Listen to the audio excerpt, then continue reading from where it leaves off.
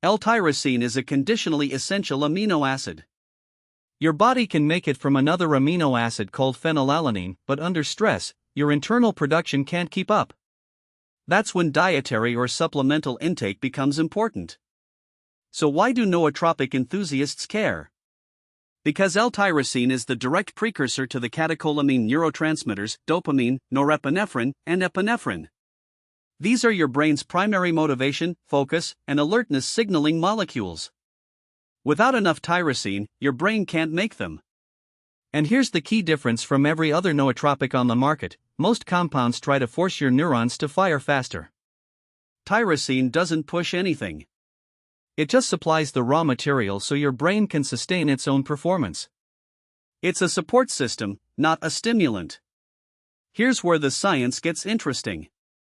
The brain uses an enzyme called tyrosine hydroxylase to convert L-tyrosine into L-dopa, which then gets turned into dopamine. This conversion is the rate-limiting step, the slowest part of the whole process. Normally, tyrosine hydroxylase is fully saturated. There's plenty of tyrosine floating around in your blood. Your brain has all the raw material it needs.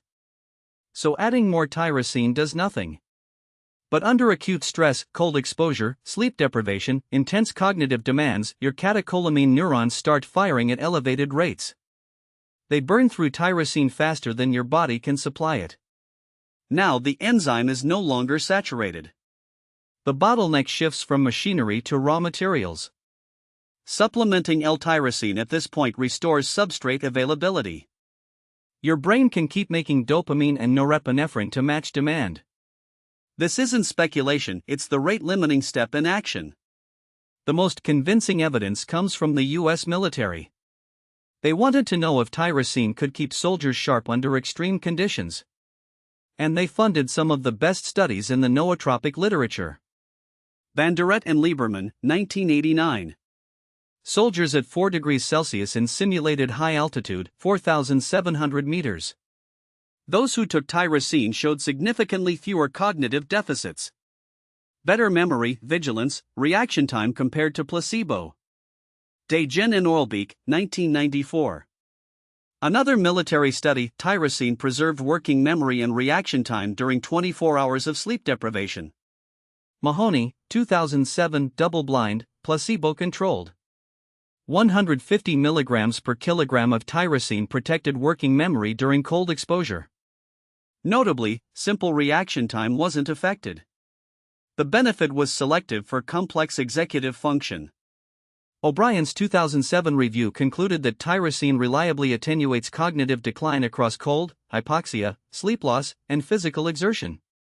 And Calzado in 2014 found that even in unstressed volunteers, just 2 grams of tyrosine enhanced cognitive flexibility, task switching ability. This is one of the best documented acute stress nootropics in existence. You'll see N-acetyl L-tyrosine NALT marketed as a superior version. Better absorption, they claim. More bioavailable. Worth the extra money. Let's look at the evidence. NALT is an acetylated derivative. It's more water-soluble, which sounds good. But L-tyrosine is already well absorbed through the LAT1 transporter in your gut and at the blood-brain barrier. Solubility was never the limiting factor. Here's what actually happens. NALT requires an extra deacetylation step in your liver and kidneys before your body can use it. That makes it slightly slower in onset. And it's less potent gram per gram, about 78% tyrosine by weight, because the acetyl group adds bulk. The verdict is simple. Plain L-tyrosine is equally effective and more cost-effective. The only case for NALT is if you get gastrointestinal upset from freeform tyrosine.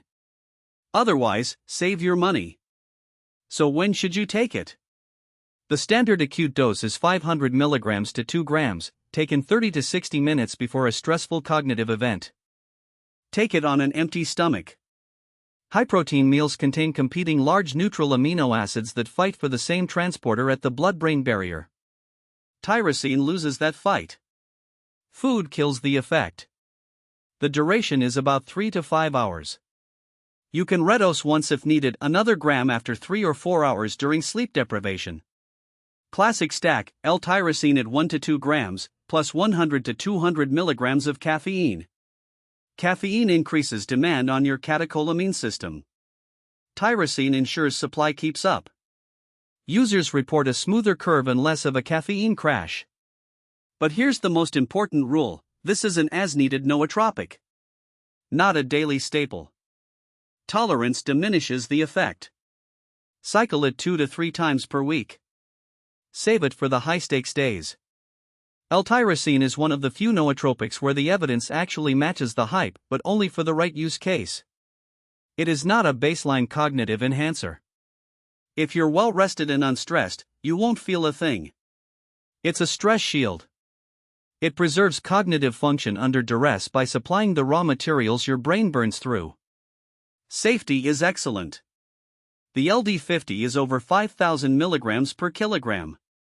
Human studies have used up to 20 grams per day short-term with no significant toxicity.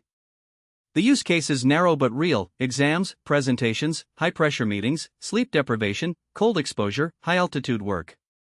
Stick with plain L-Tyrosine, skip the NALT marketing hype, dose 1 to 2 grams on an empty stomach, and save it for the days when the cognitive stakes are highest.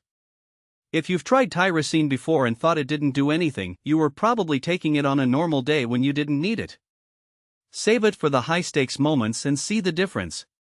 Drop a comment: what's your go-to high-stress nootropic? And subscribe for more evidence-based deep dives into the compounds that actually work.